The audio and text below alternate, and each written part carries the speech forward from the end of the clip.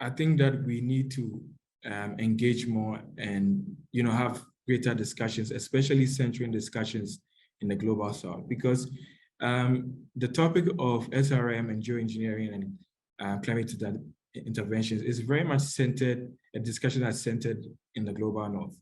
We are still not having discussions in the global south, and many people are still unaware about SRM, climate interventions, and what we could potentially, do in an overshoot situation that we are heading towards. So I agree that we need greater learnings.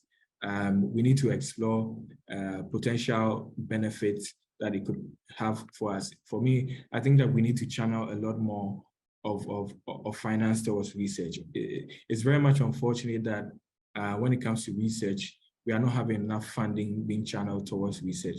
But how do we explore, if you don't have funding channeled towards research on climate intervention? So I think that's, for me, it's very much important. And I think this sometimes make people from the global south and places like Ghana, when people hear things like this, especially because it's a discussion that comes from the north, it seems as if, it's another way of, tricking us to agree to something that we do not really know about and could affect us. So I think that the distrust, when it comes to this discussion, is something we must deal with. The second one, I think, is that the global governance structures that we have not been fair to people from the global south.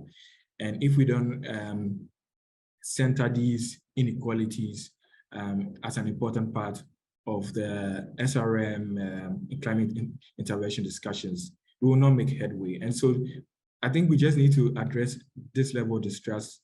If we want to make sure that people are involved, we need to address global governance structures which are fundamentally, not favorable for people from the global south, if we want to engage more and build better dialogues in terms of some of the opportunities that exist, in terms of dealing with emission levels and its harmful, effects on us.